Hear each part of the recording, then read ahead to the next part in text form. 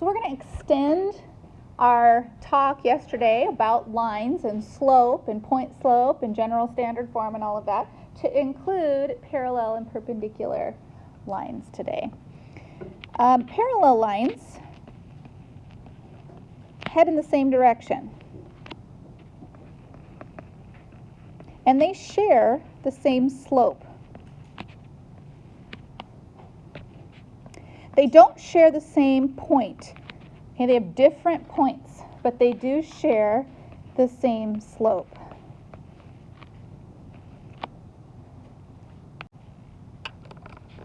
So parallel lines will look like this.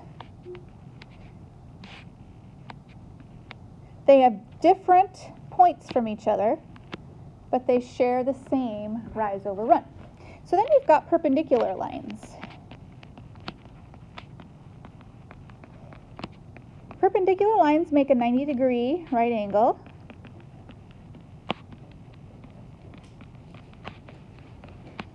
Okay, so they make 90 degrees, and they share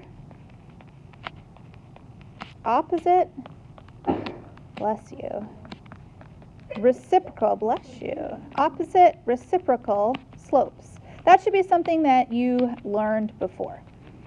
Okay, they make 90 degrees and then they share opposite reciprocal slopes. So if I have a line that comes through like that, its perpendicular is going to come through in such a way that it makes a 90-degree line.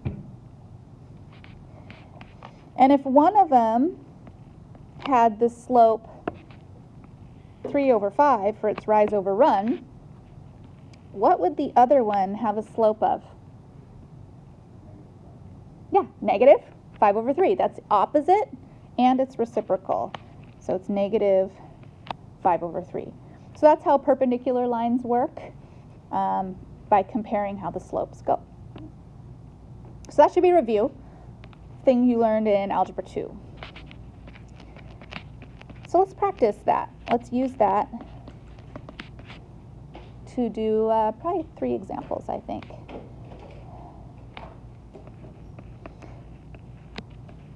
Line A is connecting 0, 0 and 5, 7.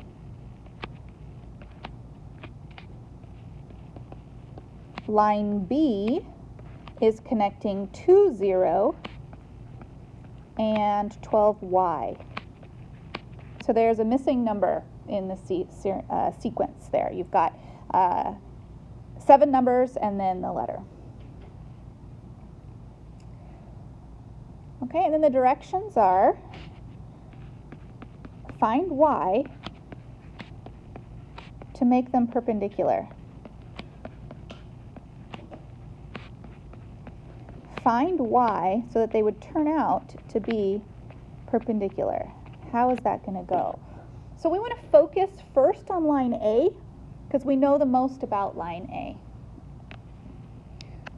So let's start with that. We're going to do the slope for the line A, and then we're going to compare it to the slope for line B. So we'd like to know what the difference is between them. The slope for line A is 7 minus 0 over 5 minus 0, which turns out to be 7/5. The slope for line B is y minus 0 over 12 minus 2. And if the other one, if line A turned out to be 7/5, what should line B turn out to be? Almost. You're super close. -5/7. Yes, opposite and reciprocal. So that should turn out to be -5/7. And this is another cross multiply problem. So y minus 0, of course, is y. 12 minus 2 is 10. And then we have -5/7. And so all we need to do is cross multiply our values. And when we cross multiply them, 7y turns out to be equal to -50. And dividing by 7 y is equal to the fraction negative 50 over 7. Okay, so that's how you use the idea of perpendicular lines to solve for a missing value. Does anybody need me to go back through that again?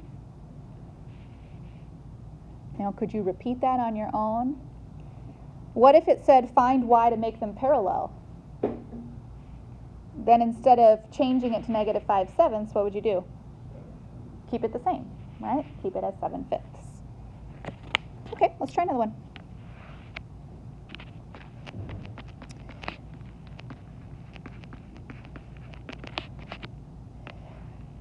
Okay, use the coordinates negative 1, 8 and the line in slope-intercept form 1/3 x minus 7. Use that to make a parallel, linear, general form. So use those two things to make a parallel, linear, general form. And you start the exact same way. You always start, anything that says linear is going to be y minus y1 equals mx minus x1. So we do point and we do slope. So anything with the word linear always starts the same way. Well, we've got the point, clearly. The point is negative 1, 8. So that would be y minus 8 equals a slope of x minus negative 1, or x plus 1. So we've got the point. But where are we going to get the slope from? Did you say it? Somebody said it. I heard it. Christine, 1/3? Okay. She says she thinks the slope is going to be 1/3. So you see the value 1/3 right there. And why? How did you know to keep it 1/3 and not change it? Should be the same because it says parallel. And so that's the slope we're going to use. So y minus 8 equals 1/3. So you just need to know where am I getting the point from and where am I getting the slope from. Now we want to clear the parentheses by doing our distributing. So we want to clear those out. That'll give me y minus 8 equals 1/3 of x plus 1/3. And now I need to work for general form. Okay, working towards general form is capital A, no fraction, capital B, no fraction, equals C. So I have fractions here.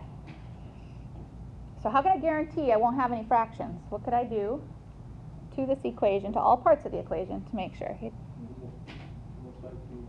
Yep, take the number 3 and multiply it to each part of the problem. So that means put a 3 in front of the y, put a 3 multiplied by the 8, put a 3 multiplied by the 1/3, and a 3 multiplied by the other 1/3. And what that does is at one time, it changes it from 3y minus 24, and then we'll have 1x and 1. So we've now cleared out all the fractions, which is great. Now I just need to start to move things around, because the x is on the wrong side of the equal sign, and so is the 24.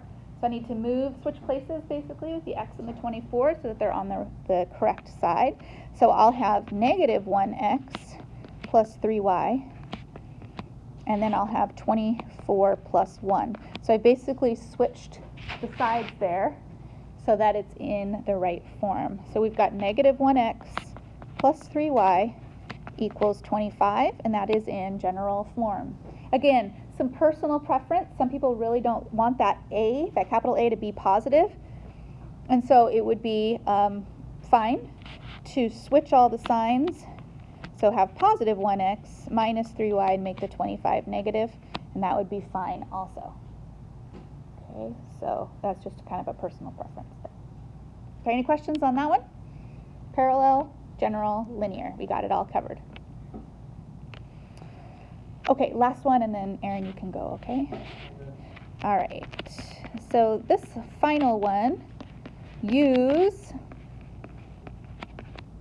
1, 1 and use the general 3x minus 2y equals negative 5.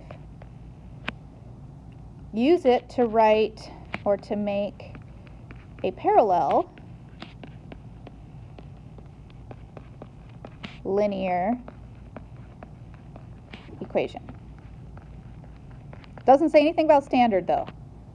Okay, so we don't have to worry about standard this time, just parallel linear equation. That word linear, again, gives us the startup. We're going to go y minus y1 equals m x minus x1.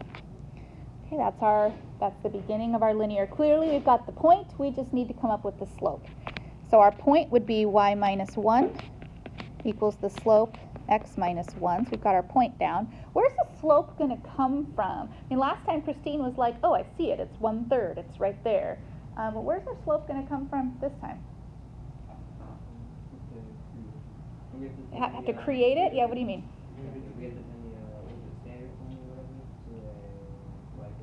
Okay, so you got to manipulate what you were given and kind of move things around. Last time, Christine had the advantage of being able, and it was like y equals, and it was just right, mx plus b was right there, was right in the right form. This one, the y equals isn't part of the format, so you're going to have to do a little side job there to figure out, all right, it needs to be y equals. So I need to take that 3x minus 2y equals negative 5, and I need to move the 3x to the side it's supposed to be on. So that would give me negative 2y equals negative 3x minus 5. So I've just moved it over. And then, Carter, your idea to be divide by negative 2. So when I divide by negative 2 at all the parts of that equation, what's happening? I've got a bunch of negatives. So those negatives are going to simplify. So I end up with positive y, positive 3 over 2, and positive 5 over 2. So between the 3 over 2 and the 5 over 2, which of them represents the slope? Okay, and I want it to be parallel.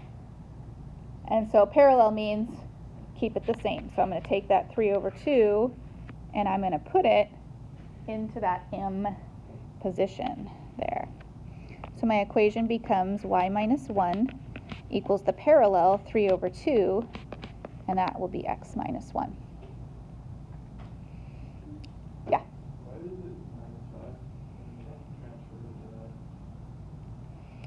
-5? It started out as minus 5. Did you maybe just copy it wrong? It was always minus 5. Yeah.